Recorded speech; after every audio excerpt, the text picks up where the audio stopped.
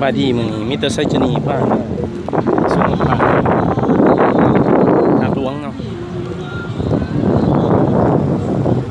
สำหรับตอนนี้การบรรยากาศประมาณ12 โมงไปเนาะคนก็กำลังมาเนาะ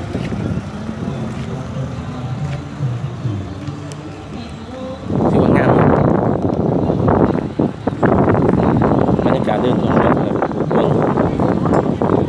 ตรงนี้มันอยู่ใส่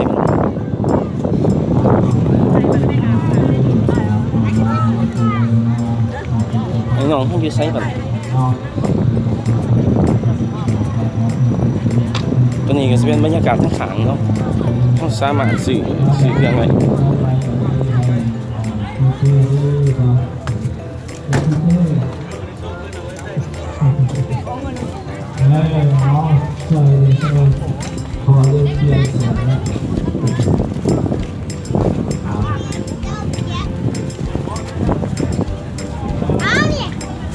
นี่ครับซัดเนาะยังก็มีเบิดเนาะจะมาอีกแล้วเนาะครูบานี่เพิ่นจะว่าไปหลายแนวแล้วเพิ่นก็ได้ส่งไม้มาให้อาตมาของกรรมพอออกจดซื้อจดเสียงกันเด้อบรรยากาศจะน้ำหลัง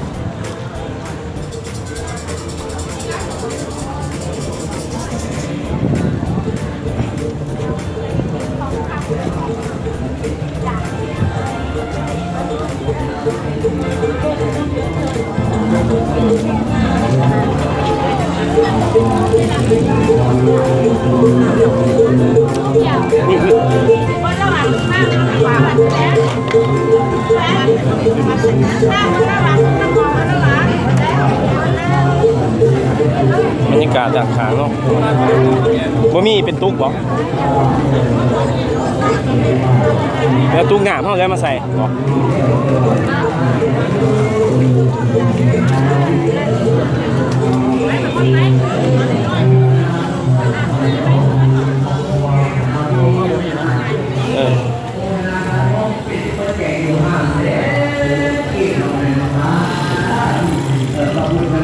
นี่ก็เป็นบรรยากาศที่วัดถาดหลวงเนาะอยู่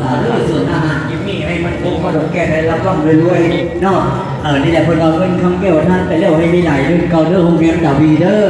สาธุท่านมือแลในมือซ้อให้ได้เข้าอยู่คือยอดถอยมาโฆษณาอาหารมองเงินคนให้ไปเกิดกองแข่งจะเด้อ5 ส่วนอาหารกินนี่เด้อมองเงินแสนให้ไปเกิดกลางบ้านมองต่างหันมองเงิน100 ล้านพันล้านให้ไปเกิดน้ำฝนน้ำต่อคิดอะไรก็เขาไม่ได้อันนั้นสมดังแก่ปองนั่งตะกอนเงินคำไปหลังมาบ่มีอันคิดอันใดก็ขอให้ได้ทุกสิ่งนานาเด้อทางองค์เงินดาวีเด้อส่วนอาหารกินมีเด้อให้ก็มีเงินดอลลาร์ฝากธนาคารพันล้านเด้อทานอาหารกินมีเด้อสาธุตู้ผู้สีสินับไปอยู่ว่าสันกัน$1,000,000เนี่ยโอ้ยไหวธนาคารทำประกันอยู่ว่าสันเอาก็ให้สุขสมหวังดังมกดังไก่เด้อทานอาหารกินมีเฮาพวกนี้ดาวีเฮาน้องโมทนามา500,000อีกเนาะได้น้ำสี2 ปองครึ่งเลยน้ำสีอยู่90พาพุทธศิษย์มาเด้อตัวผู้สีเด้อบุทาผู้อื่นเด้อว่าซั่นอย่าไปเอาสีทาซางเด้อเอาซางมาทาสีว่าซั่นเอาสีอยู่90ไว้ส่วนหลายอาจารย์มันถลกได้ยังไม่เอาเลยไม่แต่อาจารย์สีทาซางได้ส่วนหลายเนาะเอาครับ